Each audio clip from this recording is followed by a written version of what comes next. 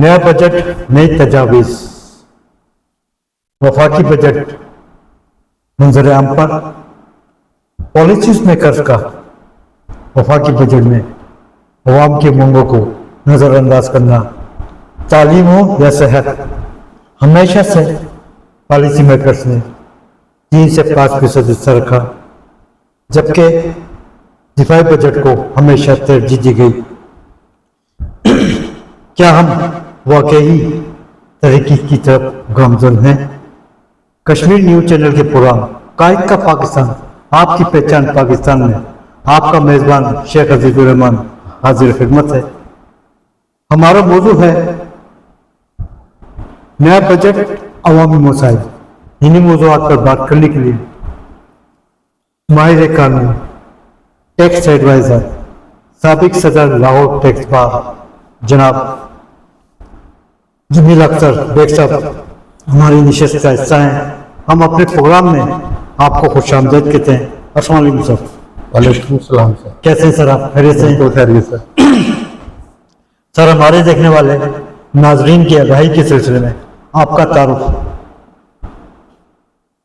बहुत बहुत शुक्रिया शेख साहब, आपने ये एजाज़ बख्शा कि कश्मीर न्यूज़ चैनल पे मैं मेहमान बनूं।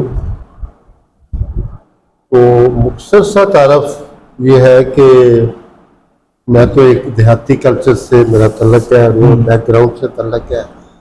मेरे फोर फादर वालदैन काश्तकार हैं। कहाँ से चालू होते हैं सर? बुरे वाला भोरे वाला से। हमारा बुरे वाला डिस्ट्रिक्ट वैली से तल्लक है। गक्को मंडी एक छोटा सा कस्बा है, लोको मंडी जी। बड़ी दुनिया जानती है, बड़ी वहाँ पे फर्टाइल लैंड है। एजुकेशन के लिहाज से बहुत एजुकेटेड लोग हैं, बड़े बड़े उहदों पे फायज हैं लोग अल्हम्दुलिल्लाह। उस एरिए से, उस मिट्टी से मेरा तल्लक है। तो लाहौर आके सर, अपनी इब्तिदाई तालीम के बारे में आगाही फराहम फरमाएं। आपकी इब्तिदाई तालीम बुरे वाला से। इब्तिदाई तालीम भी जी। बुरे वाला से, गक्को मंडी से। आपने इब्तिदाई तालीम की बात करके तो मेरे वो वक़्त याद करा दिए। हम काश्तकार जिम्मेदार लोग जी। देहातों में जिम्मेदार आदमी अमीर लोग होते हैं, बेहतर लोग होते हैं। मेरा फैमिली से तल्लक, मुगल बरादरी से हमारा तल्लक।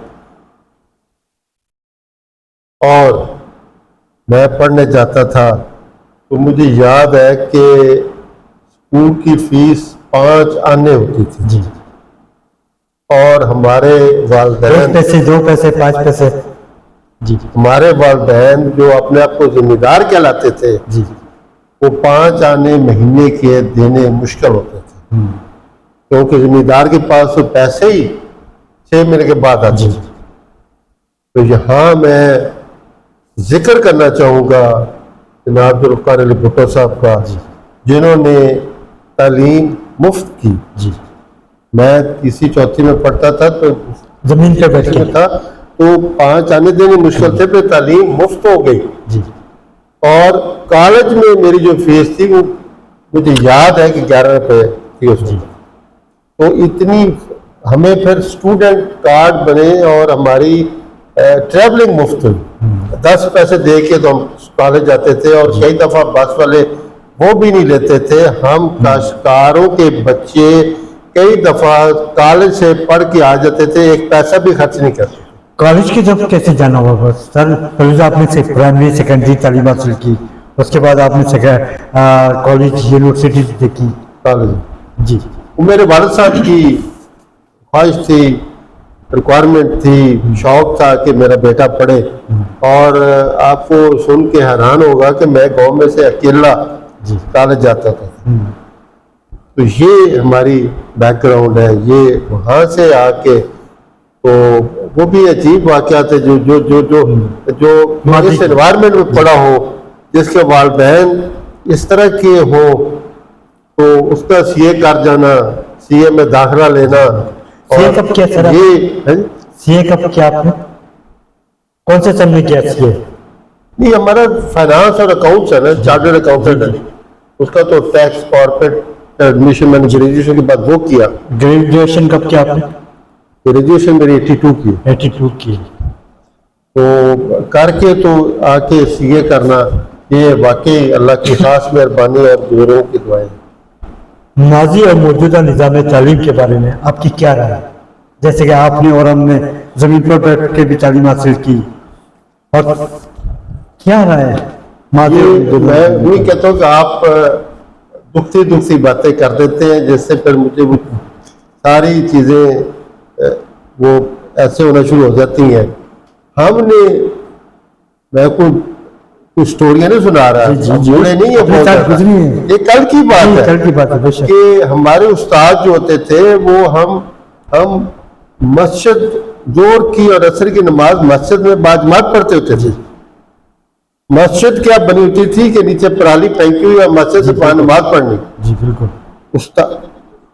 जो उस्ताद गांव में रहता होता था, गांव में हाजिरी लगती थी मस्जिद में, कौन सा बच्चा नमाज पढ़ने आया, कौन सा नहीं पढ़ने आया। जी ऐसे ही है। उस सातला नमाज पढ़ते थे, दाढ़ी रखते थे नहीं रखते थे, नो मैटर व्हाटएवर, राइट। नमाजें पढ़ते थे, बाकिरदार थे।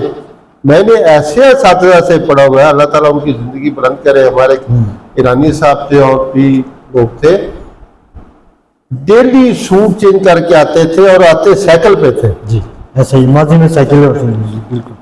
मतलब अच्छे सूट धोबी से धुले हुए, कलफ लगे हुए पहनना, जूती पॉलिश की हुई। और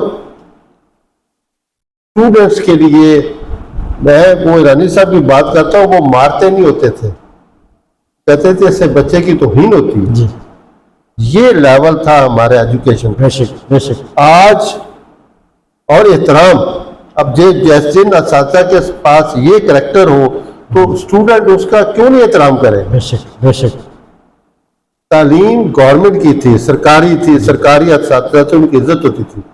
आज का जो निज़ाम तालीम है वो तो प्राइवेट निज़ाम है। वो तो आप पैसे दे के असातिज़ा से पढ़ते हैं और असातिज़ा डर रहे होते हैं कि स्टूडेंट हमारी शिकायत ना लगा दे।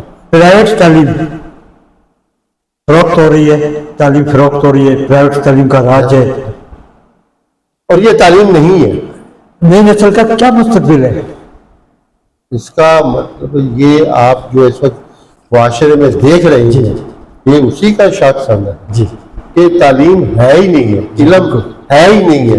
तालीम और इल्म के जरिए जो आपको फैज मिलता है वो है ही नहीं है, वो इतराम है ही नहीं है, वो रूह ही नहीं है। तो फिर क्या पढ़ा लिखा होगा, क्या इल्म है उसमें, क्या किरदार साजी है। असातिज़ा जो होते थे वो स्टूडेंट का किरदार बनाने में उनका बड़ा अहम रोल होता है। बेशक झूठ नहीं बोलना, बेईमानी नहीं कर रही, हेरा फेरी नहीं करनी, तरबियत पाई जाती है। जी बेशक। ये चीजें अब नहीं है। ये चीजें नापैद हो चुकी है एजुकेशन सिस्टम से, जिस वजह से आपकी सोसाइटी जो है बिल्कुल अंधों की तरह फिर रहे हैं। एजुकेशन सिस्टम को कैसे फहाल किया जाए? सबसे पहली बात तो एजुकेशन सरकारी होनी चाहिए, जी प्राइवेट नहीं होनी चाहिए। जी। जब सरकारी होगी तो फिर असातिज़ा पढ़ाएंगे जी स्टूडेंट्स पढ़ेंगे। जी। जब तक उस्ताद और शागिर्द के दरमियान रूहानी रिश्ता कायम नहीं होता उस वक्त तक तालीम हासिल नहीं होती, बेशक बेशक। इल्म हासिल नहीं हो सकता। सर जैसा कि आपने फरमाया कि आपका ताल्लुक जिहाद से है, शोबा वकालत और टैक्स की तरफ कैसे रुझान हुआ? जी, जिस वक्त इस प्रोफेशन को ज्वाइन कर लिया जी। तो मेरी एक, कौन से सन में ज्वाइन किया सर? जी, कौन से सन में ज्वाइन किया? 84 में। 84 में। 82 में करके 84 में आप जब इसको प्रोफेशन को ज्वाइन कर लिया तो मेरा एक मिजाज है कि जो काम करना है उसे शौक से करना, उसे एंजॉय करना। जी। तो जब फिर इसको एक शौक बना लिया, ओढ़ना बिछौना बना पूरे लिया, वाला से लाहौर तक का सफर कैसा रहा आपका? ये तो अल्लाह की खास मेहरबानी है। जी। जब मैं पीछे मुड़कर देखता हूँ तो मेरे जैसा आदमी कैसे possible? यादें रह जाती हैं। मुमकिन ही नहीं है। ये सिर्फ अल्लाह की खास मेहरबानी है, वालिदैन की, बुजुर्गों की दुआएं हैं, इसकी वजह से आज मैं इस मुकाम पे हूँ अल्हम्दुलिल्लाह। अगर माजी की बात की जाए 84 की, जब आपने अपनी प्रैक्टिस का आगाज शुरू किया, आपके उस्ताद मौसम कौन थे? क्या बात, ये भी एक खुशकिस्मती है। जी। क्या बात है, जब मैंने यहाँ पे सीए ज्वाइन किया तो मेरे उस्ताद मोहम्मद असलम तबस्सुम जी। अभी 2-3 साल पहले उनसे इंतकाल हुआ, तो मैं एक बार मलाक कहता होता था जी। कि जब मैं गांव में वाला साहब को छोड़ के आया हूँ तो यहाँ लाहौर में भी मुझे वाला साहब सरस परस नहीं मिले। इतना शफीक, इतना फ्रेंडली, जी। इतना नॉलेज उस शख्सियत के पास मैंने नहीं देखा। इतना फिर शफीक हद के ज्यादा, बड़ा एहतराम करना, प्यार से डील करना, बड़े ही मतलब जैसे बंदा कहता ना कि भी वो कुछ चीज तकसीम कर रहा है, वो चीज मैंने देखी। अल्हम्दुलिल्लाह फिर यहाँ पे तो जब मैंने उनसे ट्रेनिंग करके मुकम्मल की तो आखिरी दिन तक मेरा उनसे तल्लक रहा है, आना जाना, मिलना मिलाना। फिर भी उनकी आपने तबस्सुम साहब से प्रैक्टिस हासिल की और आला मुकाम तक जा पहुंचे आप, माशाल्लाह। नए आने वाले वकला अपने सीनियर की प्रैक्टिस से नाला नजर आते हैं, शॉर्टकट चाहते हैं, वजूहत क्या है? शॉर्टकट क्यों चाहते हैं ये नए आने वाले वकला? ये वही बात है कि तालीम और तरबियत है ही नहीं है जी। तो जब तालीम और तरबियत नहीं होगी तो फिर वो शॉर्टकट भी देखेंगे। शॉर्टकट किसके लिए? जी। पैसे के लिए। अगर आप इस प्रोफेशन में पैसा कमाने के लिए आए हैं तो फिर तो नहीं आना चाहिए। जी बिल्कुल।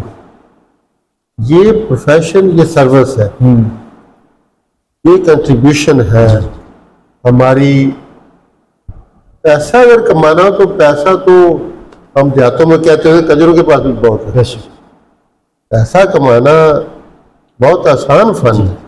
आप एक प्लाट ले लें तो पैसा है, एक दुकान बना ले। मैंने कई दफा कहा है कि एक किराने की छोटी सी दुकान जो चलाता है वो मेरे से ज्यादा पैसे कमाता है, बट पैसा कमाना मकसद नहीं है। पैसा, हाँ पैसा आपको मिलता है, आता है, आपकी गुज़र-औक़ात भी अच्छी हो जाती है, सुकून से आप काम भी कर सकते हैं। ये सोसाइटी की तरफ से एक सिस्टम है कि आपको फीस मिलती है, पैसा मिलता है, बट ये मकसद नहीं कि पैसा ही कमाया। नए आने वाले वकला सीखना नहीं चाहते, ये सिखाने वाले खत्म हो गए।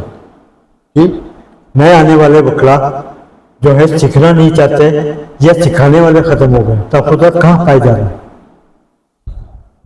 वही बात मैं रेफर करूंगा कि जिस वक्त आपकी तालीम प्राइवेटाइज हो जाए, जी। आप में वो आपको फैज हासिल ही ना हो, जी। वो तरबियत ही ना हो, तो सिखाने वाले कोई क्लियर अगर कोई सिखाने वाला है भी तो सीखने वाला ही कोई नहीं है। सीखने वाला जो नीचे से सीख के आया है वो प्रैक्टिस जब करेगा तो ऐसे ही करेगा। हम कई दफा ये बात करते हैं कि आपको किसी केस के लिए लॉयर की जरूरत है तो लॉयर ही नहीं मिलता। जी बिल्कुल। लॉयर है कोई, इतने ज्यादा लॉयर है, तब कहते हैं इस काम की लॉयर ही कोई नहीं। तो यही वजह है कि वो तरबियत, वो सीखना, क्योंकि लॉ का प्रोफेशन बहुत मुश्किल है। 1984 की बात अगर की जाए, 1984 से लेकर 2026 तक बाढ़ के हवाले से आपकी क्या खिदमत रही? जी मेहरबानी जी। बाहर में मैंने कमेटियों में सर्व किया, ऑडिटर सर्व किया, as an vice president Pakistan tax bar रहा, फिर पाकिस्तान टैक्स अपना लाहौर टैक्स बार का प्रेसिडेंट बना और फिर ग्रुप्स के साथ रहे, काम किया। तो ये खिदमात तो मैं नहीं कह सकता, कुछ थोड़ी बहुत ही हमने हिस्सा डाला। नहीं सर, नजर आती है खिदमत, क्योंकि आज भी आपका नाम माशाल्लाह उन सिर्फ लॉयर्स में होता है जिन्होंने अपनी खिदमत पेश की बार के हवाले से।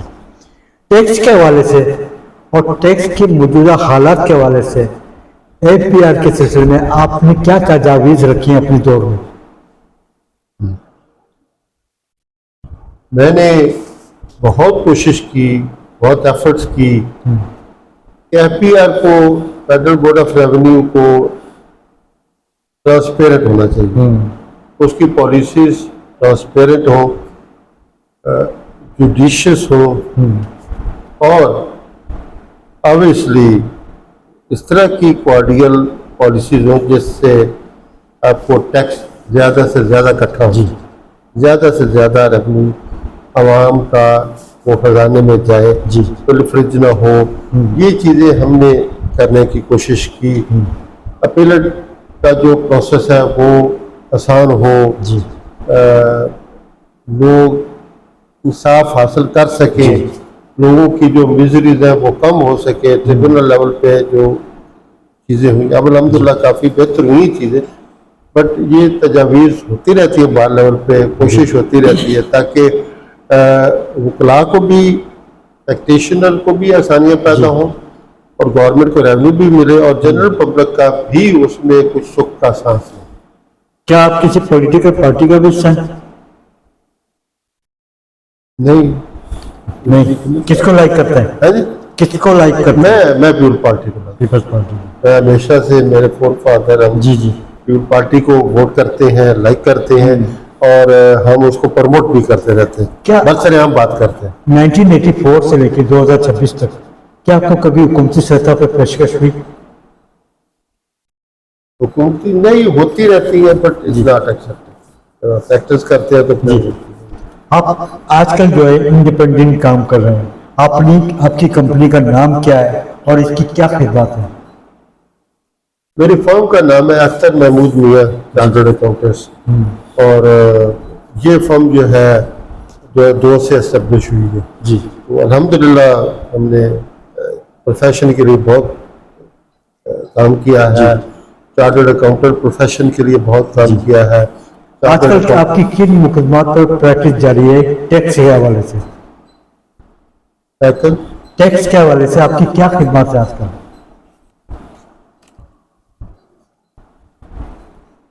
मेरा एक व्यू है जी, जो मैं अक्सर देता रहता हूँ टैक्स के हवाले से। जी। वो बात मैं यहाँ भी करना चाहूँगा। जी।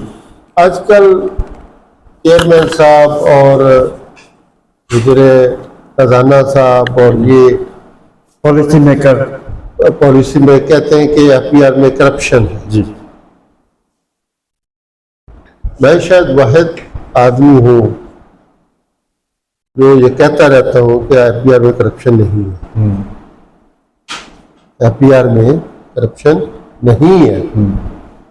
आपको भी सुन के हैरानी होगी, क्यों नहीं है? एफपीआर का कल्चर बाकी महकमों से डिफरेंट है। बिल्कुल। एफपीआर का जो पैमाना है वो और है। पुलिस का, पटवारी का, एलडीए का, डेवलपमेंट अथॉरिटीज का, ये और पैमाने हैं। फेडरल बोर्ड ऑफ रेवेन्यू का पैमाना और है। इसको गेज करने का डिफरेंट तरीका है। वो क्या? वो ये क्या है? ये है कि टैक्स पेयर अपनी रिटर्न फाइल करता है, अपने डॉक्यूमेंट फाइल करता है और उसको टैक्स एफपीआर के जो टैक्स ऑफिसर है वो असेस करते हैं, टैक्स लगाते हैं, काम वो तो ज़्यादा करते हैं वगैरह वगैरह। तो क्या जिसने रिटर्न फाइल की है उसने सही फाइल की है? उसने ऑनेस्ट तरीके से फाइल की है? क्या उसने कोई हेराफेरी नहीं की? क्या उसने टैक्स चोरी नहीं किया? क्या उसे पूरा टैक्स दिया है? नहीं। ये हर बंदे को पता है जी कि बिजनेसमैन, बड़े रेयर बिजनेसमैन, मैं सब नहीं कहता, जो सही टैक्स देते हैं, जो अपने कानून के मुताबिक कंप्लायंस करते हैं, एफपीआर में करप्ट से करप्ट ऑफिसर भी उनको हाथ नहीं लगाता, उसकी जरूरत नहीं है। सर, ये आपकी राय है? चीफ कमिश्नर से लेकर इंस्पेक्टर तक एफबीआर में खामियों के हवाले से टैक्स पेयर को जो नेट पर मौजूद है उन्हें नोटिस जारी करते हैं, 3 दिन का 5 दिन का टाइम देते हैं और नोटिस के जरिए उनसे रकम वसूल करते हैं। ये खामियां पाई जाती हैं एफबीआर में। ये खामी नहीं है जी, ये खामी नहीं है। टैक्स पेयर क्यों नहीं बनाया जाता इसलिए सर? मैं आपको डिफरेंट बात कर रहा हूं आपसे। क्या जिसको नोटिस गया है उसने अपना पूरा टैक्स अदा किया है? अगर उसने पूरा टैक्स अदा किया है तो पूरे पाकिस्तान में मेरा नंबर दे दे।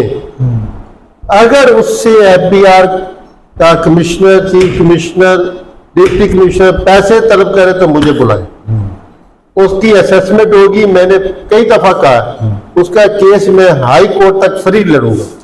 कंप्यूटर कभी नहीं हो सकता। एफबीआर में कंप्यूटराइज्ड सिस्टम मौजूद, चेक एंड बैलेंस नजर नहीं आता।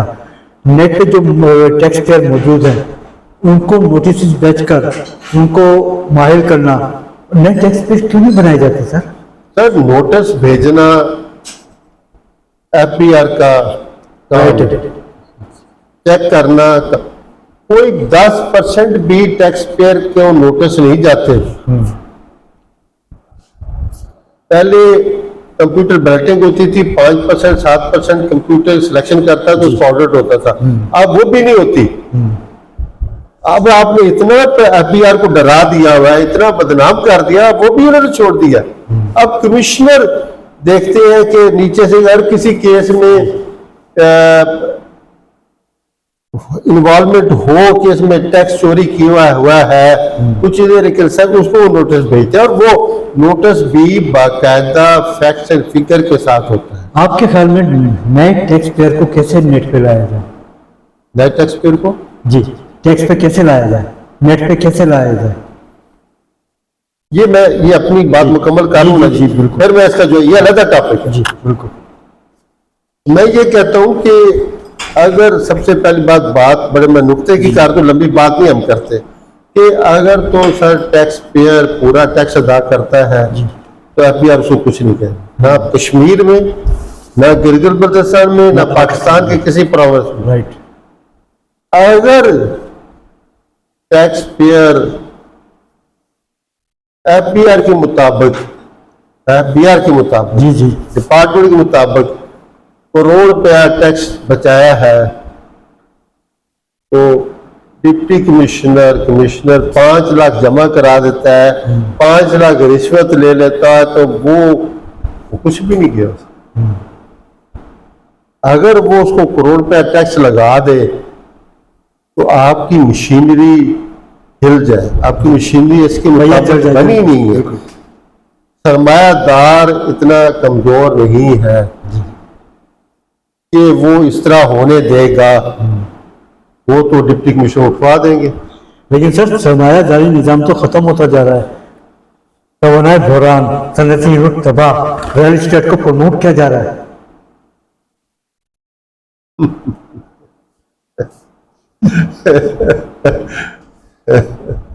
सर आप किसको कहते हैं सरमायादारी निजाम? सर ये काटिएगा ना, जाने दीजिएगा ऐसे ही। जी, जी। सरमायादारी निजाम तो इस वक्त पूरी जंगो-जदल सरमायादारी सिस्टम की है। ट्रंप है, अमेरिका है, सऊदी अरब है, इसराइल है, पाकिस्तान के 2 मोरे हैं वो जो भागे फिरते हैं, और इंडिया है। ये सारा पूरा क्लाउड सरमायादारी निजाम है। सरमायादारी सिस्टम जो है वो वर्सेस इस्लामिक सिस्टम तो है नहीं। इस्लामिक सिस्टम तो कुछ और चीज है, वो कहीं किस वक्त बात करेंगे। वो कम्युनिज्म के खिलाफ सारा लड़ रहे हैं। तो सरमायादारा निजाम तो सारे इस वक्त बहुत मजबूत है। आप वैसे ही कह दिया कि नहीं सरमायादारा ये जंग हो रही है, तेल महंगा है, वक्तें किसकी बारी है? सरमायादारों की। गरीबों से पैसा निचोड़ा जा रहा है, गरीबों से पैसा इकट्ठा किया जा रहा है। जब हमारे पास गंदम थी तो 31-32 रुपया रेट था, अब 45 रुपये रेट गंदम का हो गया। सरमायादाराना निजाम सर और कहां से आएगा?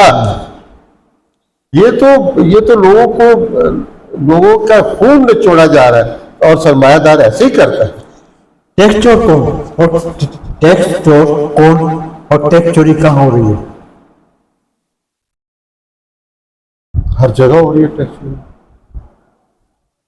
हर मेजॉरिटी ऑफ द पीपल का। मैं आपको मिसालें देना शुरू करूं तो ये बहुत लंबा हो जाएगा है जी। मैं छोटी छोटी मिसालें देता हूँ। मैंने छोटी सी मिसाल ले लें तो पहले वीडियो में बात की थी।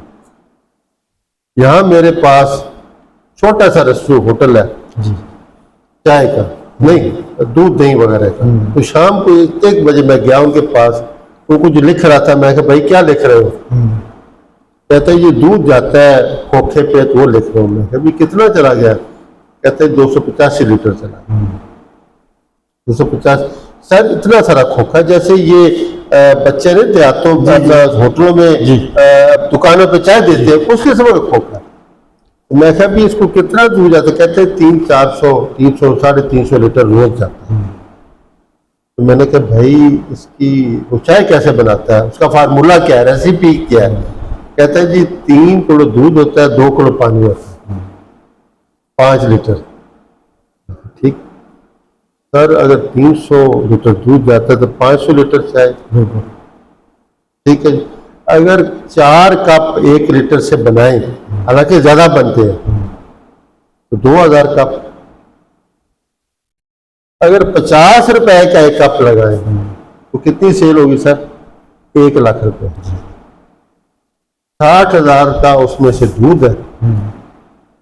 20,000 रुपया मैक्सिमम चीनी पत्ती वगैरह वगैरह लगा जाते हैं, तो 20,000 रुपया उसका नेट मुनाफा है डेली। तो महीने का कितना हुआ सर?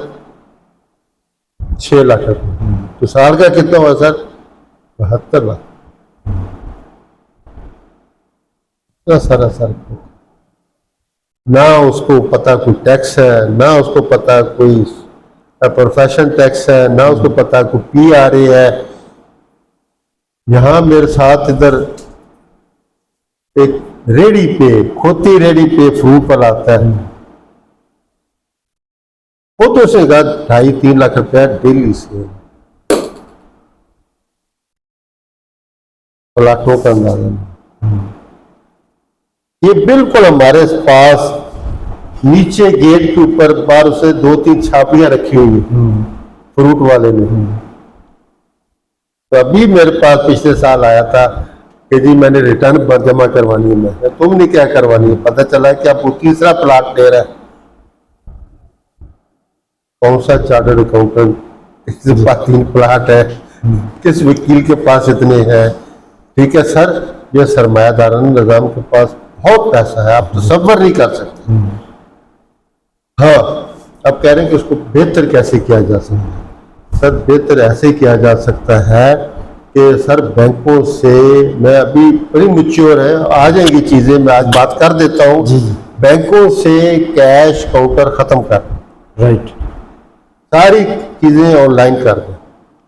अब तो आप चने खाते हैं और नान खाते हैं तो साथ कितने पैसे जी? 150-200 रुपये पे ये भेज। तो लाखों रुपए करोड़ रुपए बैंक से क्यों ड्रा हो रहे हैं? 5,000 के नोट क्यों रखे हुए हैं? जी बिल्कुल। 5,000 के नोट खत्म, 5,000 के नोट बनाए रिश्वत देने के लिए। ऐसे ही 1,000 रुपए के नोट, सिर्फ 500 का से ज्यादा नोट नहीं होना चाहिए। और बैंकों पे कैश काउंटर खत्म होने चाहिए। दुकानों पे कैश मामूली, अब तो सब्जी वाले भी ऑनलाइन ट्रांसफर होती है। तो जब ये चीजें होंगी तो खुद ब खुद सिस्टम ट्रांसपेरेंट होता जाएगा, आप टैक्स के नट में आते जाएंगे। आप डंडे से किसी से टैक्स नहीं ले सकते। सर, छापा मार टीमें इस सिलसिले में छापे क्यों नहीं मारती जिसकी वजह से कलेक्शन में इजाफा हो? सवाल है आपसे। जी जी जी, आप कहते छापा मार टीम जो है उसे, छापा मार टीमें अगर लॉन्च कर दी जाए, छापे मारी जाए और कलेक्शन की मद में जा जाकर डोर टू डोर सर्वे किया जाए तो ऑटोमेटिकली नेट पे आ सकते हैं। नहीं सर, ये पुरानी बात है। ये एब्सोल्यूट हो चुकी है। छापे मारेंगे, क्या मिलेगा आपको वहां? अब यहाँ पे एफबीआर के टीमें जाती हैं, फैक्ट्री में जाके छापे मार, स्टॉक टेकिंग करते हैं। उन्हें वो पॉसिबल ही नहीं है कि आप जाके स्टॉक टेक करके अंदाजा लगा सके इनकम, मुमकिन ही नहीं है। वो टेक्निकली भी गलत है, अकाउंटिंग स्टैंडर्ड्स के मुताबिक भी गलत है, टैक्स लॉ के मुताबिक भी गलत है, वो पॉसिबल नहीं है। उनके पास आ जाते हैं, दिखाओ क्या है तुम्हारे पास, तो दिखाते हो, उसे कैसे आप इनकम वर्कआउट करें? नहीं, सिस्टम ऐसे होने चाहिए। सरमायादार को आसान नहीं है काबू करना, सरमायादार काबू नहीं आता किसी से। ये सारे अभी आप करते रहते हैं, अभी वो फेसलेस उन्होंने कर दिया प्लीज, फेसलेस क्या, वो टेलीफोन तो हो सकते हैं ना, ठीक है। वो ऐसी कोई बातें नहीं है। रेवेन्यू की एक बंदा फेसलेस है, 10 पीछे बैठे फेस वाले बैठे हैं, इंस्पेक्टर सुपरवाइजर बताएं सर जी ये कर ले। रेवेन्यू की मद में कलेक्शन में शॉर्टफॉल जिम्मेदार कौन? सरमायादार और कौन? जो टैक्स चोरी करता है वो जिम्मेदार है, जो इस मुल्क में रहता है। सर मेरा व्यू डिफरेंट है, आप एफआईआर जिम्मेदार नहीं है जी। जो इस मुल्क में रहता है, जो इस मुल्क में करोड़ों जायदादें हैं, जिसके सुनने जरा आप सुनेंगे, प्लाट है उसके, उसकी दुबई में भी प्लाट है, स्विट्जरलैंड में भी उसके फंड्स हैं, उसके स्पेन में फंड्स हैं, सऊदीया में भी फैक्ट्रियां हैं, तो रहता पाकिस्तान में, दंदराते फिरते, पजारों लैंड क्रूजर फॉर्चूनर गाड़ियां उसके पास है, फार्म हाउस उसके पास है, टैक्स वो देता नहीं है। जिम्मेदार एफआईआर कैसे हो गया जी? चले आपकी बात की बड़ी थी, सरमायादारी निजाम को कैसे खत्म किया जाए? आपकी बात बड़ी कर दी सर। वलिल्लाहि मा फ़िस समावाति व मा फ़िल अर्ज़ व मा फ़ीहिन्ना।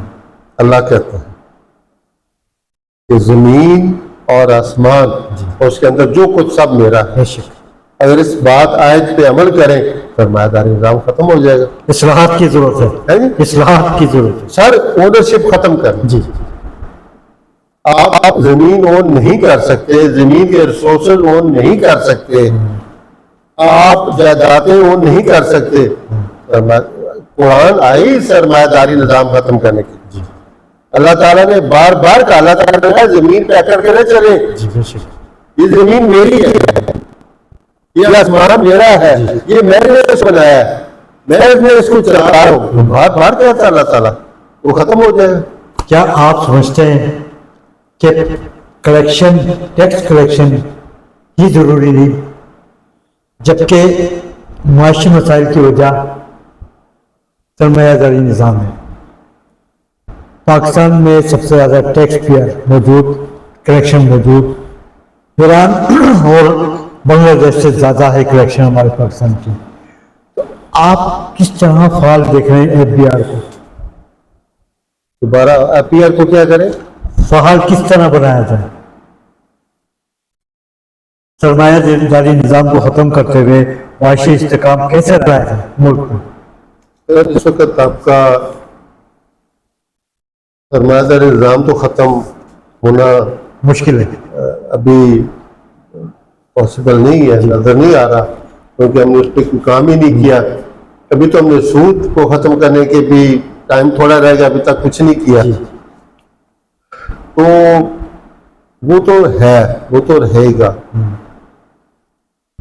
एफबीआर को फाल बनाने का तरीका, जैसे मैंने पहले भी अर्ज किया है, कि आप सिस्टम बेहतर करें, अपनी ट्रांसपेरेंट सिस्टम करें। ये सिस्टम को बेहतर करने की जिम्मेदारी किसकी है? रियासत की है, वज़ारत खजाना? वो गवर्नमेंट जी, वो गवर्नमेंट जी। जैसे हमने कहा कि 5000 का नोट खत्म कर दें, बैंकों से कैश काउंटर खत्म कर दें, तमाम ट्रांजैक्शन थ्रू बैंकिंग चैनल कर दें, जी। तो ये सिस्टम बनाए ना, ये गवर्नमेंट करना है, एफबीआर ने नहीं करना।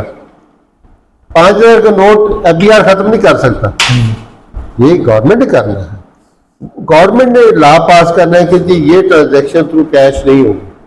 अब नहीं हो रही, दुनिया में नहीं हो रही, दुनिया में कैश इकॉनमी खत्म हो रही है, हो चुकी हुई है, हमारे यहाँ बढ़ रही है। कहाँ, किस मुल्क में इतना बड़ा नोट है जी? जी बिल्कुल। वो खत्म करना चाहिए, पॉलिसीज बनानी चाहिए।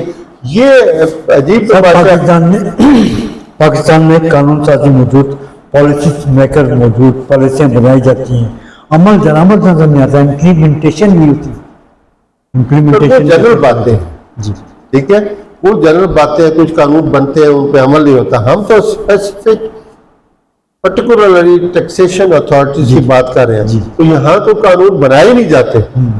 कानून बनाए जो जाते हैं उनमें बैड मोटिव्स होता है, बनाए इस तरह जाते हैं कि उनसे टैक्स करप्शन बढ़ती है, टैक्स चोरी बढ़ती है, बिल्कुल। टैक्स बेनिफिट्स ज्यादा लिए जाते हैं।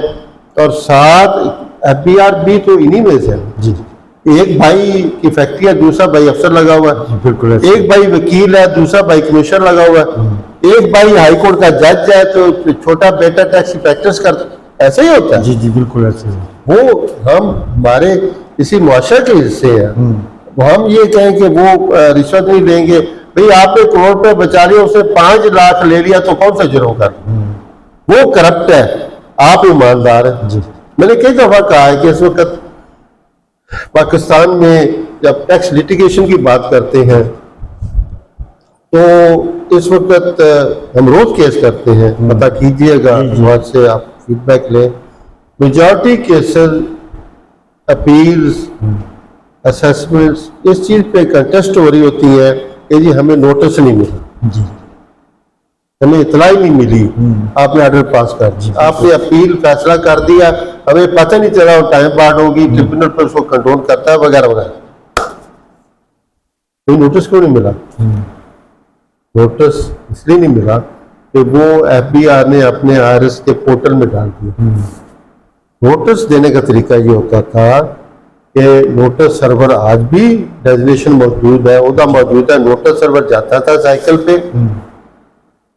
गर्मी में जाके साहब को देता, सर ये आपका नोटिस है, ठीक है, साहब उसको रिसीव सर, ये तो करता था। माजी की बातें कर रहे हैं सर आप, हैं? ये तो माजी की बातें कर रहे हैं। सर मैं माजी की बात ही कर रहा हूँ कि वो बात ये क्या हुआ, क्या पॉलिसी बनाई, टॉपिक हमारे ये पॉलिसी ऐसी बनाई जाती है जिससे मुल्क को नुकसान पहुंचे, टैक्स कल्चर खत्म हो, टैक्स कलेक्शन खत्म हो।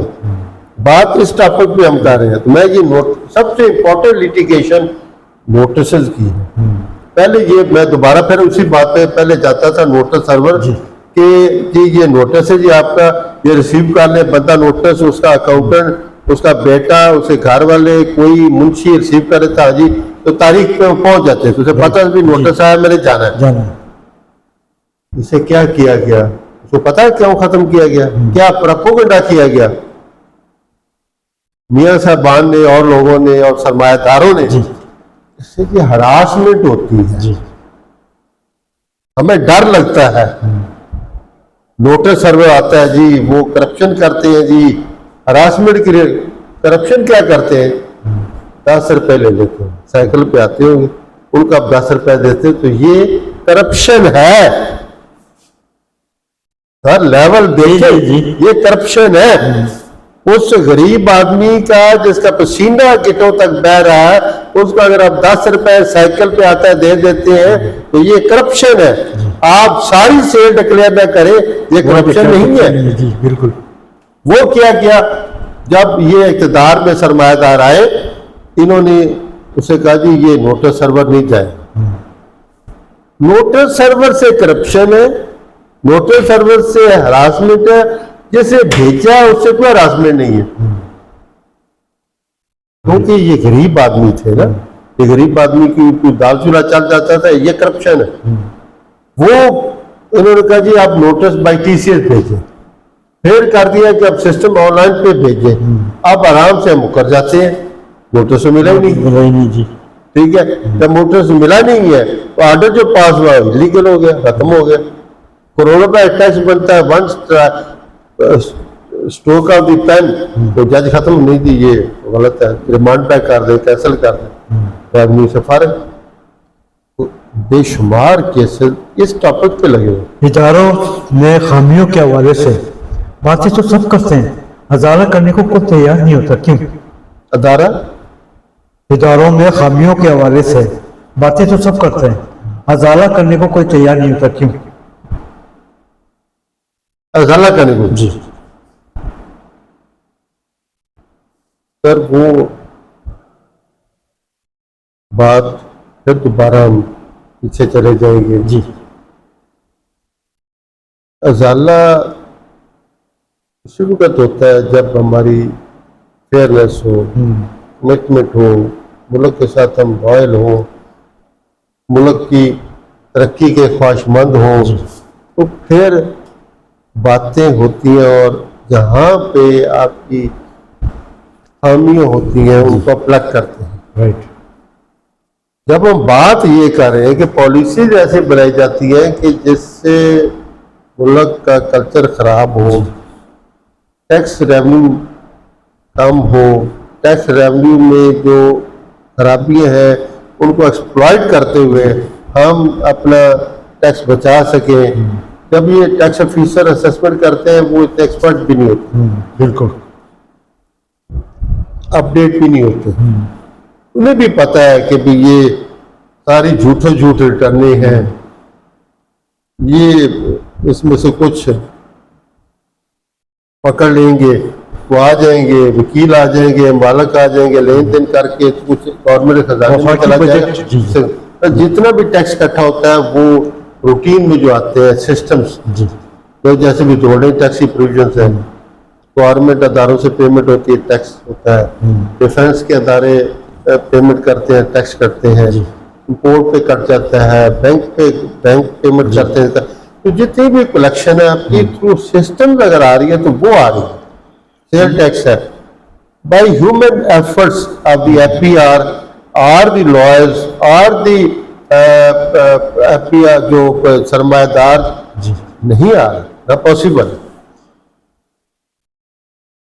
एफबीआर माजी से लेकर मौजूदा वक्त तक हदफ मुकम्मल करने में नाकाम रहती है, क्यों?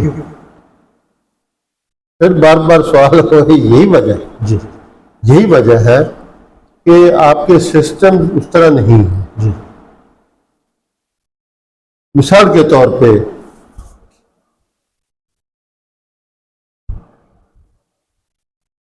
आप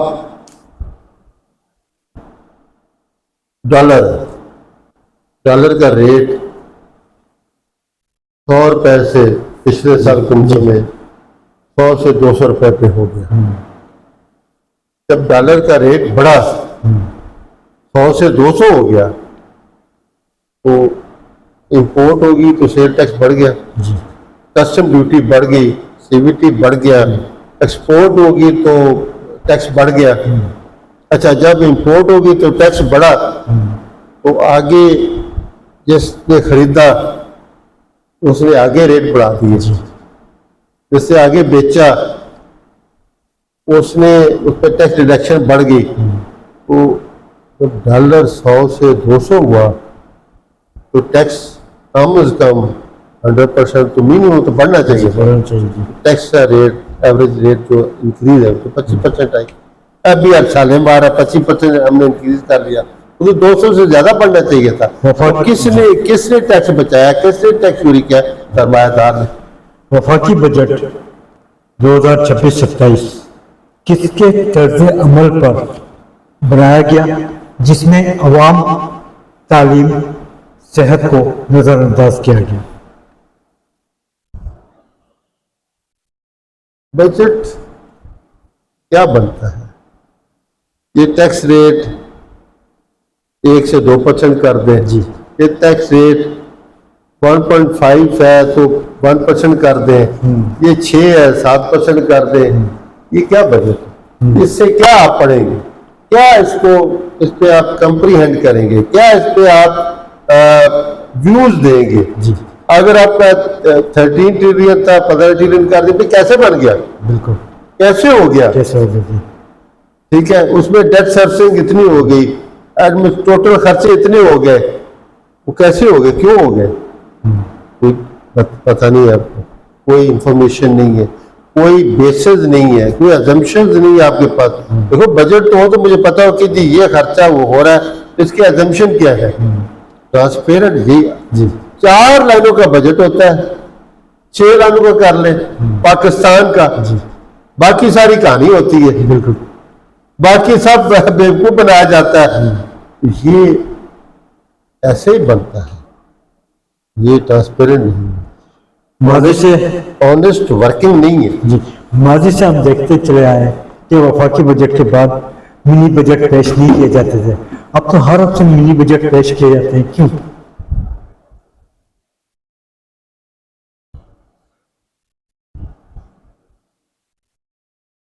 अगर आपका दुनिया में जी अब इंग्लैंड में इन्फ्लेशन 0.1% 2% हुई जी तो प्रेसिडेंट को, वज़ीर आज़म को इस्तीफा देना पड़ा, बिल्कुल 0.37 समथिंग। जी ठीक है, यहाँ तो रोज हर हफ्ते 5% 10% बढ़ती है, 14% बढ़ती है, 15% बढ़ती है, महीने की 14-15% हो जाती है। पूछते नहीं सर, जिस वक्त आप, फिर वो अगली बात हम ये कर देंगे कि जिस वक्त आप गैर इंसानी माशरे में रह रहे हैं, जहाँ पे इंसानियत की कोई कदर व मंजरत ही ना हो, जब सरमायादार दंडनाते फिरते हो, गरीब लोगों का इस्तेसाल हो रहा हो, उसकी कमाई उसके सरमायादार के घर में जा रही, जिसे जुल्म कहते हैं, तो फिर जो मर्जी होता रहे। जैसे कि अभी आपने जिक्र करते रहे सिस्टम के हवाले से, सिस्टम को दुरुस्त करने के लिए क्या आप समझते हैं कि एफबीआर का मुकम्मल ढांचा तब्दील कर दिया जाए तो सिस्टम बेहतर हो सकता है? नहीं नहीं, कैसे, उसका कहाँ से बंदे ले आएंगे? बंदे तो पहले चलो नहीं तो वही है जी। बंदे तो पहले ही नहीं है, ये सारे फर्क कर दो और कहाँ से लेके आएंगे? ये नहीं बात ये कि इनको तब्दील करें, इनको क्यों नहीं बदल दिए? सरमाएदारों को ऐसे समुद्र में नए लोग लेके आए। पाकिस्तान की आवाम कसूरवार है, पाकिस्तान की आवाम बाशऊर, इत्तेफाक, इत्तेहाद, एतमाद नजर नहीं आता, जिसकी वजह से सरमायादारी निज़ाम मौजूद पाकिस्तान में। इस सरमायादारी के निज़ाम को आवाम मुस्तरद करेगी। ये एक प्रोसेस है जी, ये एक साइकिल है। अवाम में अवेयरनेस नहीं दी जाती। कि मैं बात कर रहा हूँ, कोई नहीं करता। जी, जी, मैंने बिल्कुल। उटपटांग बातें की, नहीं, अच्छी की है। मतलब है कि ये कोई नहीं करता, अवाम में अवेयरनेस नहीं है। जी सर, ये मैंने सलवार कमीज पहनी हुई है, इस पे बहर पाव के करीब काटन लगी होगी, 150-200 रुपए की। ठीक है, सिलाई लगा ले, धुलाई लगा ले, रंगाई लगा ले, तो ये बहुत ज्यादा महंगे भी डाल ले तो 1000 रुपए से ज्यादा नहीं पड़ेगी। ठीक है, ऊपर एक ब्रांड लगाए, नाम 10,000 का सूट बन गया। सही है। ये आपने ब्राउज कोट पहनी हुई है, इसके ऊपर एक सिर्फ नाम लिखना है, JMN वगैरह वगैरह, बिल्कुल 25,000 की हो जाएगी। ये क्या है? ये सरमायादाराना रजा। ये अवाम में अवेयरनेस आनी चाहिए कि ये सारा फ्रॉड है। हमें वो चीज लेनी है जो हमारी जेब इजाजत देती है, हमें वो करना है जो हमें हलाल कमाई से गुजारा हो सकता है। अगर सर मैंने हराम कमाई के कपड़े पहने हुए तो क्या नमाज हो जाएगी? कभी भी नहीं, आज हो जाएगा, कभी भी नहीं, उम्रे हो जाएंगे। सारी दुनिया ये कर रही है, दिखावा ज्यादा पाकिस्तान में। ठीक है। हज अगर करने जाते हैं तो हराम के पैसे हैं, रिश्वत के पैसे हैं। मैं जानता हूँ लोगों को, हम तो 11वीं की देख नहीं दे सकते, इतने पैसे नहीं होते हमारे पास। आप उम्रे करने चले जाते हैं रोज, कहां से जाते हैं भाई? हम 18 घंटे काम करते हैं, आप 4 घंटे काम करते हैं। आप जी जी, तो कैसे, कहां से पैसे आ जाते हैं? अल्लाह आप पे मेहरबान है, हमसे नाराज है, ऐसे कैसे हो सकता है? अल्लाह किसी से नाराज नहीं होता, किसी को वो तंग नहीं करता, उसके सिस्टम है, उसके मुताबिक जो चलता है वो करता है। अगर आप पास चॉइस है, आप आराम इकट्ठा करना चाहते हैं, सरमायादार बनना चाहते हैं, तो आपकी चॉइस है। अगर आप हलाल कमाई खाना चाहते हैं तो आपकी चॉइस है। उसी का मुकाफात अमल के मुताबिक आपके मुंह पे नूर आता है, वही आपको आपकी शक्ल नजर आती है, वही आपकी आखिरत डेवलप होती है, वही दुनिया डेवलप होती है, वही आपकी औलादें भी इस तरह डेवलप होती है। आपके ख्याल में माशरे की क्या राय और पाकिस्तान की अवाम क्या चाहती है? सर, अवाम, जनरल अवाम तो ये चाहती है कि उनका रोजगार अच्छा हो, उनकी रोजी रोटी पूरी होनी चाहिए। इस वक्त मैं लोगों को जानता हूँ भूखे रहते। जी, सफेद पोश के घराने मुतासर हो गए।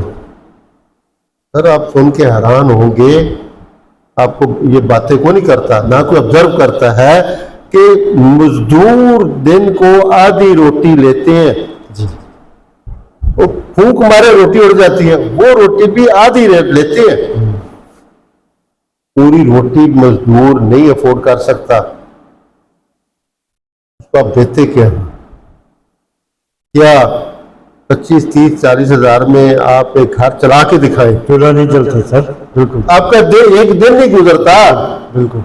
वो महीना गुजारता है, कैसे गुजारेगा? उसकी रोटी, आटा, ऑयल, चीनी, पत्ती, सब्जी, भिंडी, तोरी, टमाटर, जी, जी। प्याज, और हमारे आलू अब 5 रुपए किलो लेते, यहाँ 50 रुपए किलो बिक रहे हैं। जी,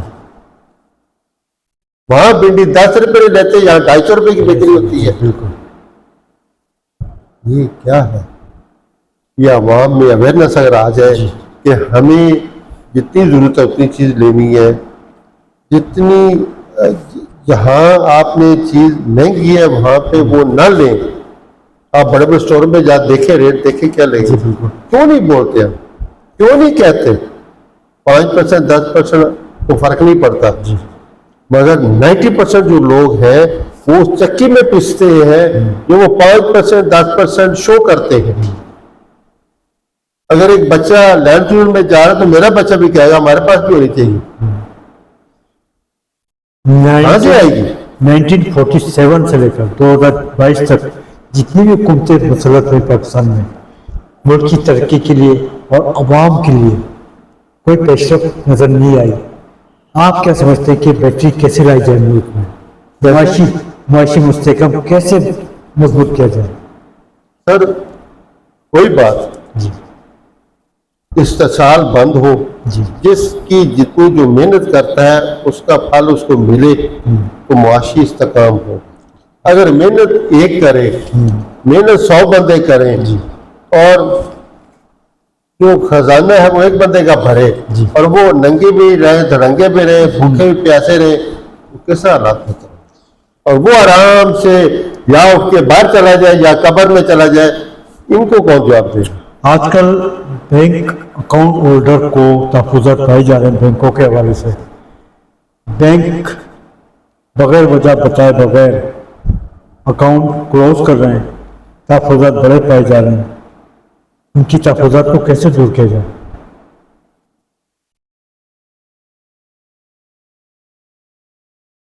ये तो बैंक वाले बेहतर जानते हैं क्योंकि क्या रीजन नहीं है। सर, आपने बड़ी अच्छी बातें की हैं, मज़ा आया मुझे, इसलिए मैं आपसे सवालात कर रहा हूँ। हाँ, नहीं ये बैंक वाले बेहतर जानते हैं क्यों बंद कर रहे हैं, क्यों क्लोज कर रहे हैं। क्या FBI की तरफ से कोई नोटिस से चला जाता है टैक्स ना देने की वजह से, जिसकी वजह से ये अकाउंट क्लोज कर रही है बैंक? आपके क्लाइंट भी मुतासर हो रहे होंगे। नहीं, मैं बता देता हूँ आपको। जी।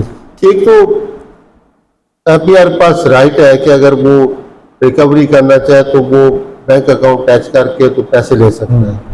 जनरल पब्लिक जगह रिसीवेबल पेएबल कहीं हो तो उनको भी वो ले सकता है। गवर्नमेंट का एक राइट है, लॉ में प्रोवाइडेड।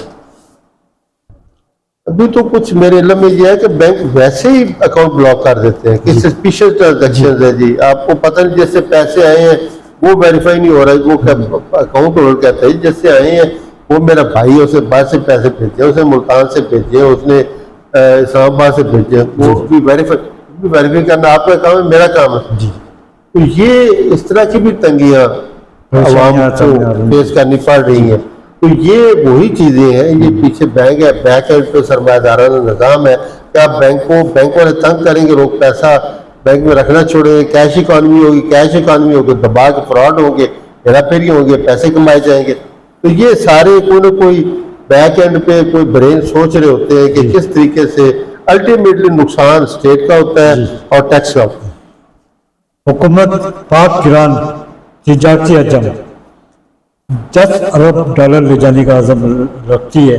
आप क्या समझते हैं कि पाक ईरान ताल्लुकात में मज़ीद बेहतरी आएगी?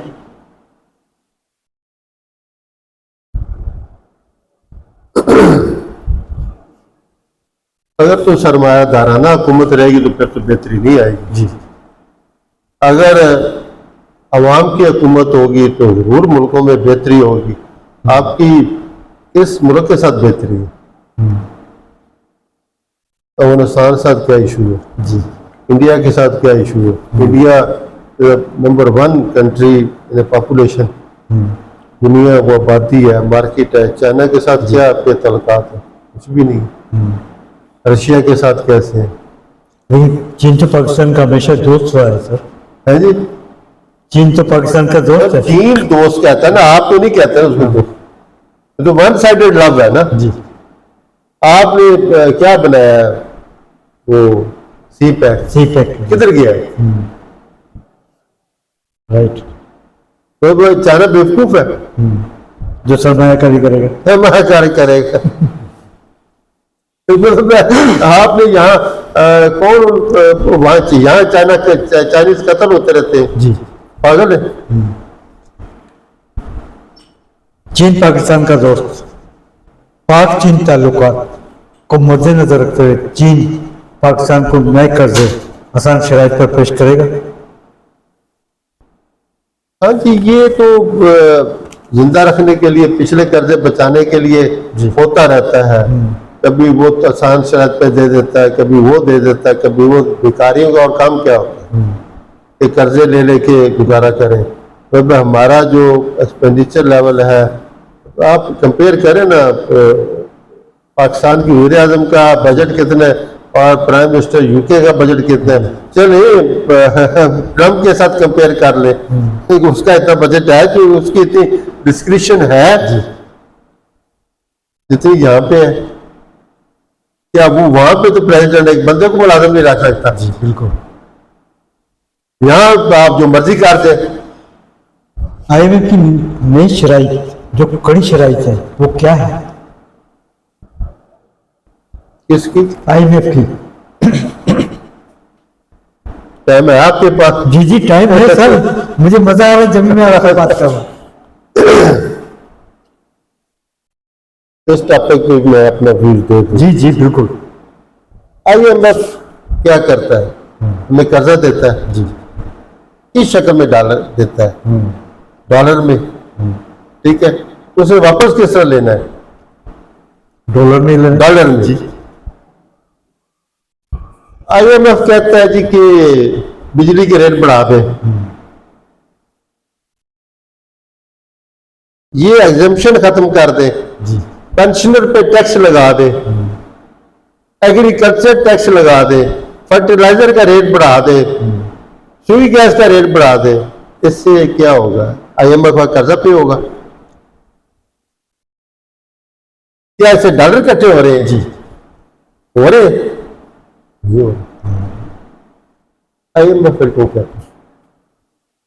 तो आपके ख्याल में हुकूमत वक्त IMF की कड़ी शराइत और मुल्क की कर्जदार को मद्देनजर रखते हुए अपने अखराजात में कमी क्यों नहीं लाती सर? सर, अखराजात अलग चाहिए। जी मैं इस टॉपिक पे आपसे बात करना चाहता हूं कि ये शराइत जो है, इससे IMF का कर्जा नहीं उतरता, बल्कि कर्जा बढ़ता है। वजह क्या है? अगर आप बिजली का रेट बढ़ाते हैं, गैस का रेट बढ़ा देते हैं, टैक्स एग्जम्पशन खत्म कर देते हैं, इंपोर्ट पे टैक्स बढ़ा देते, तो आपकी कॉस्ट ऑफ प्रोडक्शन बढ़ जाती है। बिल्कुल। डॉलर कैसे अर्न होते हैं? अगर जो आपने कर्जा पे करना, तो क्या तरीका है डॉलर? दो ही तरीके हैं। एक आपके एक्सपोर्ट हो, जी इंपोर्ट कम हो, आपके पैसे बचे। दूसरा, जो सरकारी भुट्टो के दौर से बंदे बाहर गए हुए हैं, वो बाहर से पैसा भेजते हैं बच्चों के लिए, माँ बाप के लिए, तो आपको डॉलर भेजते हैं, आप उनको कागज देते हैं। कागज देते हैं ना जी। मैंने आपको डॉलर बाहर से भेजे, मेरे बच्चों को आपने कागज में मोर प्रिंट करके भिजवा दिए, वो तो कागज ही है ना। आपने डॉलर आपने रख लिए। ये तरीका है, उस पैसे से आप कर्ज अदा कर। तो सर, जिस वक्त आपकी कॉस्ट ऑफ प्रोडक्शन बढ़ेगी और आप कम्पिटिटिव मार्केट में नहीं रहेंगे, तो आपकी एक्सपोर्ट कम होगी। एक्सपोर्ट कम होगी तो आप कर्जा नहीं अदा कर सकेंगे। यही आपके वजारत खजाना चाहती है, ये प्राइम मिनिस्टर चाहते हैं, यही गवर्नमेंट चाहती है, यही IMF चाहती है, यही APR चाहता है कि इस मुल्क में गुर्बत रहे, अवाम कमजोर रहे, एक्सपोर्ट कम हो, इंपोर्ट ज्यादा बढ़े और IMF से कर्जा लेते रहे और उसमें से हम कमीशन भी खाते हैं। एक्सपोर्ट के हवाले से एक अहम सवाल सामने आ गया सर। जरामदी कोटा गैर फाल, आपकी नजर में फाल कैसे बनाया जाए जरामदी कोटे को? सर मेरी तो ये व्यू है कि दरामदात मामूली होनी चाहिए, कम से कम होनी चाहिए, बरामदात बढ़नी चाहिए। जी देखो हमारी बरामदात की सबसे इम्पोर्टेंट पेट्रोलियम प्रोडक्ट है। जी ठीक, अगर हम पेट्रोलियम प्रोडक्ट का इस्तेमाल कम कर लें थोड़ा सा, आपकी ये फर्क पड़ जाए। जी बिल्कुल। दूसरी इम्पोर्टेंट आपकी इम्पोर्ट है एडिबल ऑयल। हम यहाँ चरगे खाते हैं, टिक्के खाते हैं, कढ़ैया खाते हैं, हलवे खाते हैं, हलवा पूड़ियाँ खाते हैं, भाई ये बाहर से आता है। जी बिल्कुल। यहाँ नहीं पैदा होता, ये डॉलर सड़ रहे हैं, ये मुल्क आपको बाहर से मंगवा के देता है। जी बिल्कुल। आपको फ्री देता है। आप इसकी बचत करें, इंपोर्ट्स कम करें, एक्सपोर्ट बढ़ाएं, मुल्क तरक्की इस तरह करता है। बिल्कुल। कोई मुल्क देख ले जिसकी एक्सपोर्ट बढ़ेगी, इंपोर्ट, चाइना क्या क्यों तरक्की कर रहा है? इंपोर्ट उसकी कहाँ है? इंपोर्ट मामूली से, एक्सपोर्ट उसकी ज्यादा है। जी जैसे वो तरक्की करता है। हम एग्रीकल्चर कंट्री है। जी बिल्कुल। हम देहातों में कहते होते हैं कि जिम्मेदार को, एग्रीकल्चर को सिर्फ नमक खरीदना पड़ता और कुछ नहीं, बाकी सारा घर का है। सर हमें तो अल्लाह ताला ने नमक भी दिया हुआ है, तो बाहर से क्या जरूरत है मंगाने की चीजें? ये सब अय्याशियां हैं। हर चीज अब हमारे मुल्क में मौजूद है। हमारी एक्सपोर्ट होनी चाहिए।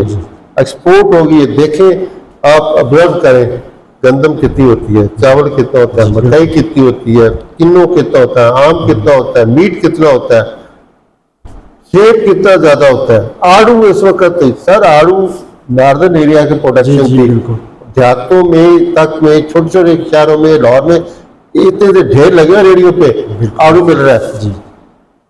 100 रुपए, 150 रुपए। तो आप इसे एक्सपोर्ट क्यों नहीं करते? दुनिया में तरबूज 5 स्टार होटल में कहते हैं, मुझे नहीं पता, कहते हैं एक बंदा पूरा तरबूज नहीं खरीद सकता। हमारे यहाँ रुल रहे हैं तरबूज, क्यों नहीं इसको एक्सपोर्ट करते? हमारे यहाँ खाले कितनी एक्सपोर्ट हुई है, कितना चमड़ा एक्सपोर्ट हुआ, कोई भी नहीं। क्यों नहीं करते? कुर्बानियों के खाले, इसको चमड़ा बना के एक्सपोर्ट करें। आप क्या समझते हैं, सियासतदान, रियासत, पॉलिसी मेकर्स अगर एक पिच पर बैठ जाए तो पाकिस्तान तरक्की की तरफ गामजन हो सकता है? सर मुझे ज्यादा नहीं पता। ये सारे सियासतदान, ये सारे ब्यूरोक्रेट, सारे APR वाले मुझसे ज्यादा जानते हैं, मुझसे ज्यादा इनका अच्छा बैकग्राउंड है। मैं तो गरीब कल्चर पहले ही बता दिया कि गरीब काश्तकार का बेटा हूं। मुझे अगर पता है तो इनको क्यों नहीं पता? बिल्कुल। मुझे कहीं से कोई इल्हाम होता है, मैं यहीं से पढ़ता हूं ना, मेरा कोई इतना नॉलेज नहीं है, पर एक दिल है, तकलीफ है कि यार ये क्यों ऐसे हो रहा है, क्यों ऐसे करते? किसको नहीं पता कि डॉलर होंगे तो एक्सपोर्ट होगी तो कर्जा उतरेगा? किसको नहीं पता कि IMF से जो कर्जा लिया है वो डॉलर में देना है, तो बिजली के रेट को बढ़ाते हैं, गैस के रेट को बढ़ाते हैं। किसको नहीं पता कि इससे कर्जा नहीं उतरेगा? ये सब पता है इनको। क्या सूबे पाकिस्तान की मैशियत के हवाले से कोई नूर का किरदार अदा कर सकते हैं? डेफिनेटली कर सकते। सूबे एक इंतजामी सेटअप है जी, बेसिकली हम एक मुल्क है जी। गिलगित बल्तिस्तान, कश्मीर, सूबा सरहद, PK, बलूचिस्तान, सिंध, पंजाब, ये एक मुल्क है। जी बिल्कुल। और ये मुल्क किस बेसिस पे है? एक आइडियोलॉजी, एक थॉट्स, इस्लाम, हम मुसलमान हैं, उस बेसिस पे हम एक हैं, कहीं भी रहे। जी। ये हमारा मुल्क है, हमें मिल के काम करना है, इकट्ठे होके काम करना है, एक वादत के तौर पे काम करना है, और अपने अपने लेवल पे, अपने अपने स्टेज पे काम करना है। नियत से, शौक से, मोहब्बत से अगर करें तो ये कोई मसाइल हमारे नहीं है। हमारे इतनी ज़्यादा इतने ज़्यादा हमें कॉम्प्लिकेशन भी नहीं है। देखिए, अगर आपको अल्लाह ताला ने रिज़्क दिया हुआ है, जूती, कपड़ा, मकान, खाना पीना सब वाफर मिकदार में मौजूद है, फिर गुर्बत क्यों है? जी बिल्कुल।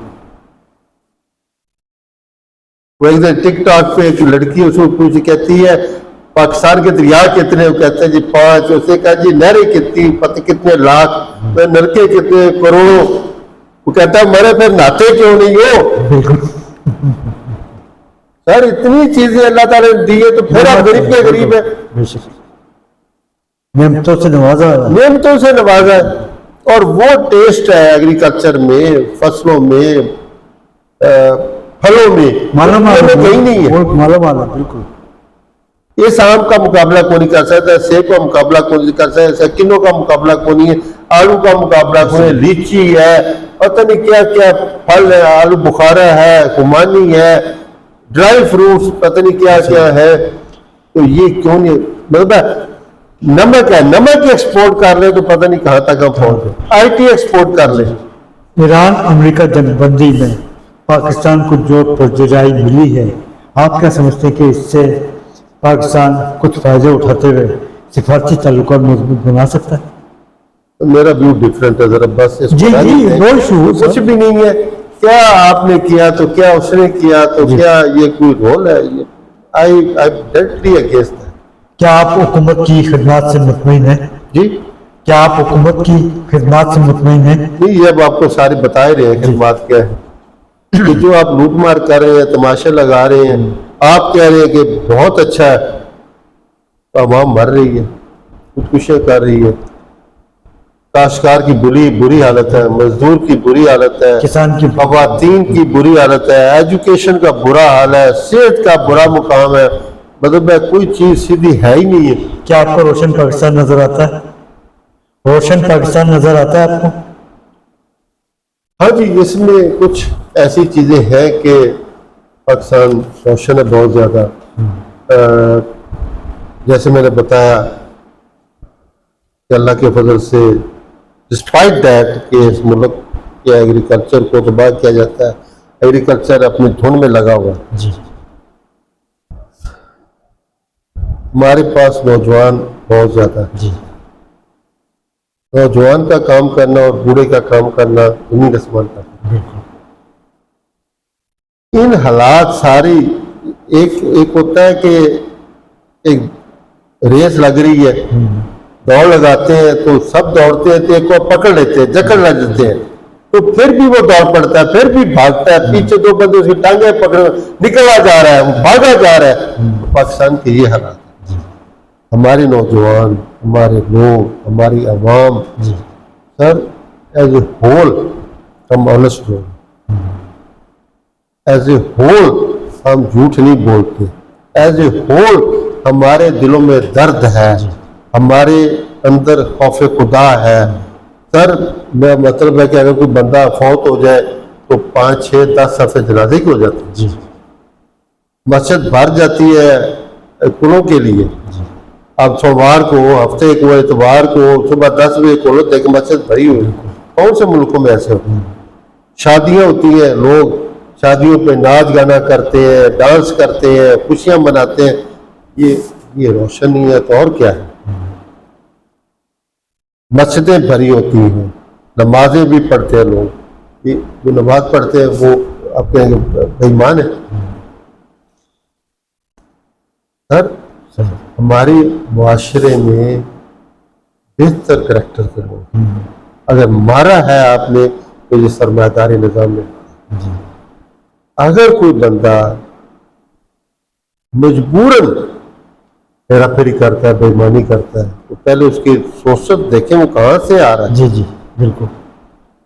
इस्लाम ने सजाएं मुकर्रर की हैं तो पहले वो माहौल दिया है।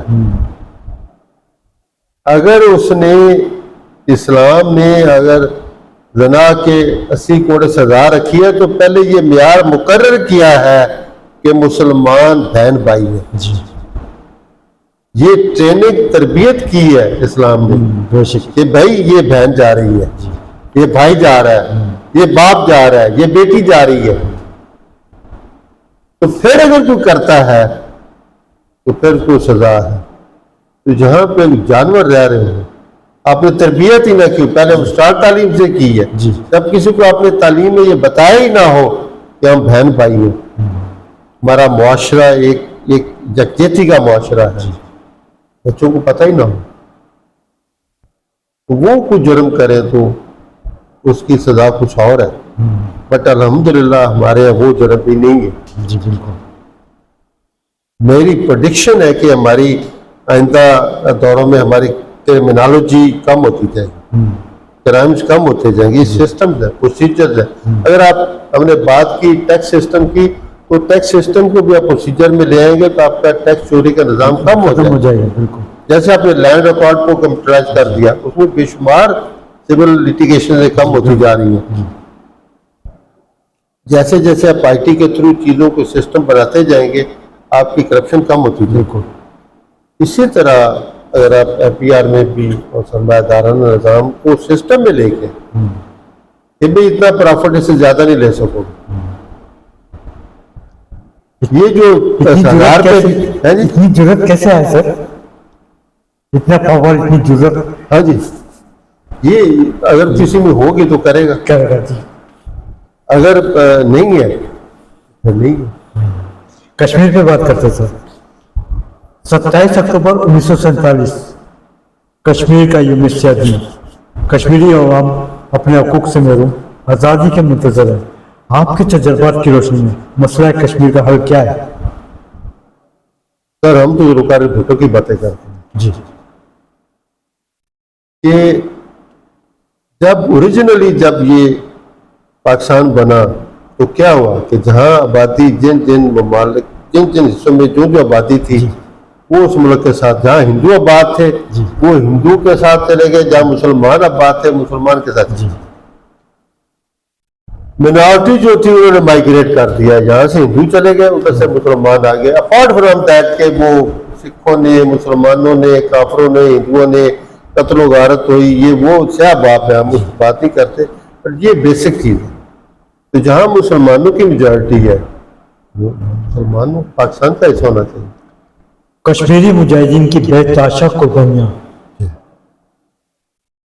सिफारती ताल्लुकात नजर नहीं आते, अक़वाम मुत्तहिदा खामोश तमाशाई, हल क्या है?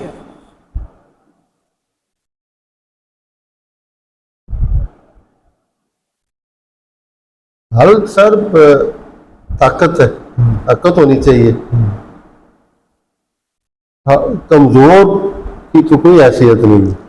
इकोनॉमी सतह पर है जी, इकोनॉमी सतह पर, इकोनॉमिक सतह पर, डिफेंस सतह पर जी आपकी बात मानी जाए, सुनी जाए, आपकी इतनी ताकत हो कि आप यूएनओ में आप बात करें तो लोग सुने, इतनी पावर हो, इतनी यूनिटी हो,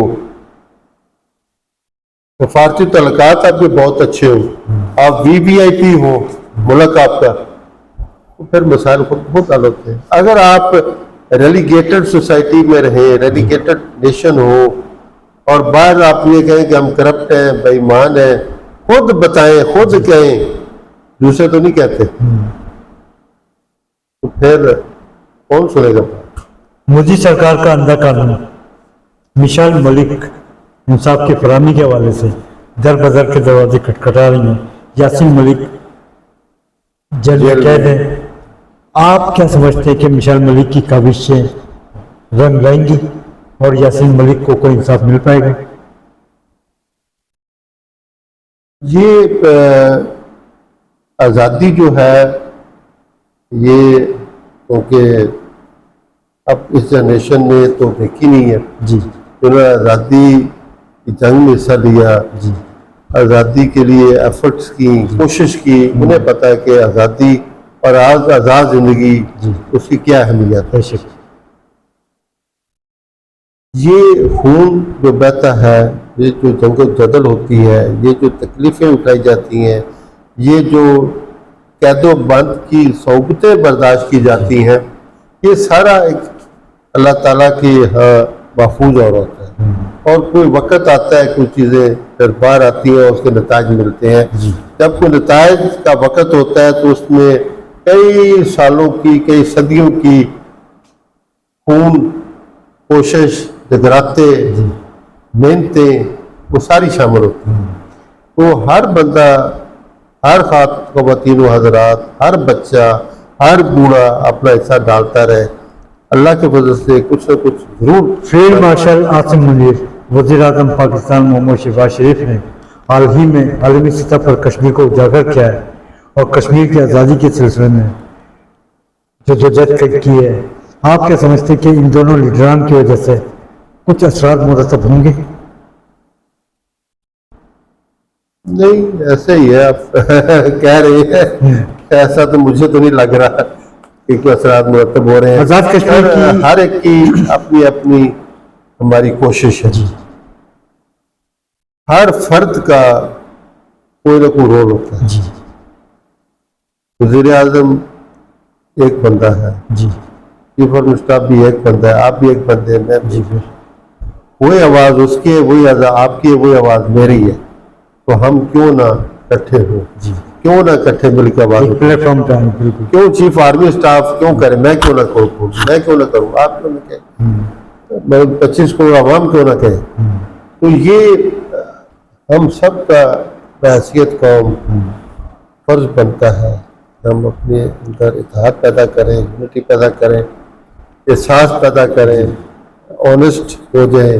और ये जो पैसा इकट्ठा करने की दौड़ है, ये कत्ल गारत का जो बाजार गर्म है वाशी तौर पे, इसको कम अगर करेंगे तो आहिस्ता आहिस्ता चीज़ें अल्लाह के फजल से बेहतर होनी शुरू। आज़ाद कश्मीर में आम इंतखाबात से कबल रावला कोर्ट का सामने है।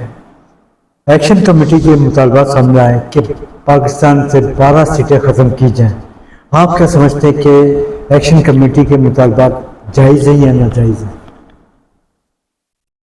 मेरा तो ख्याल है कि ये चीज़ें जायज़ नहीं है। अगर आप वहाँ ख़त्म करेंगे तो फिर यहाँ से आवाज़ उठेगी, यहाँ से भी ख़त्म करें। यहाँ भी तो कश्मीरियों की सीटें हैं ना, बिल्कुल। तो फिर ये क्या आवाज़ें क्या है जो हमने बोल बोल के हमारा गला खुश्क हो गया। तो ये हम ये कहते हैं कि हमें इत्तेहाद, यूनिटी, अगर एक को तकलीफ हो तो सबको तकलीफ है। बिल्कुल। अगर कोटा में तकलीफ है तो गिरगिट अपना स्कर्दू में भी तकलीफ महसूस की जाए। ये जब चीज़ें होती है, जिससे कि ये चीज़ होती है तो फिर ये काम नहीं होते। जब आपने लोगों को हकूक नस्ब करें, मुआशी तौर पे कमज़ोर हो, डिसइंटीग्रेशन हो, ये जब ऐसी आवाज़ें उठती हैं तो फिर ये काम आपके ख्याल में कश्मीर बनेगा पाकिस्तान या कश्मीर बनेगा खुद मुख्तार? पाकिस्तान ही बनेगा इंशाल्लाह, पाकिस्तान का सारा इंशाल्लाह। कश्मीर न्यूज़ चैनल की सालगिरह 20 जून 2026 को इस्लामाबाद में मुनक्किद हो रही है, जिसकी सरबराही जस्टिस इबादुर रहमान रोजी साहब और मेहमान ख़ुसूसी साबिक चेयरमैन FBI जनाब अब्दुल्ला यूसुफ साहब हैं। इस हवाले से आप कश्मीरी आवाम को क्या पैगाम देना चाहिए? देखें, मेरा पैगाम तो इत्तेहाद, यूनिटी, सिंसेरिटी, कोशिश, मेहनत ये है। कश्मीरी अवाम, पाकिस्तान, पंजाबी, सिंधी, बलोचिस्तान, पठान, जो भी है, हम सब एक ही चीज़ है, एक ही खून है, एक ही ताकत है, एक ही पावर है, एक ही ईमान है, एक ही तरफ हमारी मंजिल है। तो जब हम ये इकट्ठे होंगे तो फिर हमें इन मौक़े पे, इन इवेंट्स पे ये चीज़ इनकलकेट करनी चाहिए, ये चीज़ ऑब्जर्व करनी चाहिए, ये चीज़ गेज करनी चाहिए कि हम कहाँ खड़े हैं, क्या हमें डिसइंटीग्रेशन है या हम ज़्यादा करीब आ रहे हैं एक दूसरे। अगर हम एक दूसरे के करीब होते जाएंगे मसाइल कम होते हमारी जाएंगे। ताकत बढ़ती जाएगी। अगर हम छोटी छोटी बातों पे उलझना शुरू कर देंगे, झगड़ना शुरू कर देंगे, हमारी ताकत कमज़ोर होगी। और ये बड़े बड़े इंटेलेक्चुअल लोग हैं, Abdullah Yusuf very learned personality, और लोग बड़े लोग हैं, ये सारे समझते हैं बड़ी ना चीज़ के तो व्यूज कोई ऐसे खास नहीं है, टूटी फूटी बातें, बट इन लोगों को तो पता है कि भाई आपकी बात काटूंगा सर, हर प्रोफेशनल बंदा यही कहता है कि मैं नाचीज हूँ। नहीं सर, ये हमारी कोई आवाज़ तो ऐसी नहीं है, ठीक है, बातें ही है ना, बट एक थॉट्स मेरा, मैं दिल से बात ये कह रहा हूँ कि कोई बात मैंने कोई डिफरेंट बातें की है तो कोई आगे पहुंचनी चाहिए, कोई इस पे सोचे, करे, जब भी आवाज़ उठाए। अगर मेरी एक आवाज़ है तो अगर आपकी टीवी पे जाएंगे तो हो सकता है कुछ 10 बंदे और सोचेंगे ये बात ऐसे नहीं है, ये IMF क्या कर रही है यहाँ पे, क्यों महंगाई हो रही है, क्यों किया जा रहा है, क्यों टैक्स गलत लगाए जा रहे हैं, टैक्स लें, क्यों आवाम का खून निचोड़ा जा रहा है, क्यों एग्रीकल्चर को तबाह किया जा रहा है, ये सोचने की चीज है। क्यों ब्रांड बनाए जा रहे हैं, क्यों ब्रांड लूट रहे हैं पैसे, ये सोचने की चीज है। हमारी मेहनत, सोचने के साथ साथ अमल करने की भी चाहिए बात है जी। मुझे सोचना पड़ेगा कि भी मैं ये क्यों इतनी महंगी चीज ले रहा हूँ, क्यों इसको पैसे में बंटवा रहा हूँ, ये जाके से मेरी अर्करेजी की, मेरी आंखों की, मेरी पोटों की कमाई है, मेहनत करके मैं ला रहा हूँ, तो ये जाके पीसी में खाने में उड़ा देगा, तो क्या ये इनबैलेंस सोसाइटी जब होती है तो फिर ये मसाइल पैदा होते हैं जी। एक बंदा मेहनत कम कर रहा है, दूसरा जाके उसका सूप पी के आ जाता है कमाई करके, भाई क्या क्या हूं। आप नारा लगाएंगे सर, पाकिस्तान जिंदाबाद, पाकिस्तान कश्मीर जिंदाबाद। जिंदाबाद। बहुत बहुत शुक्रिया सर, थैंक यू।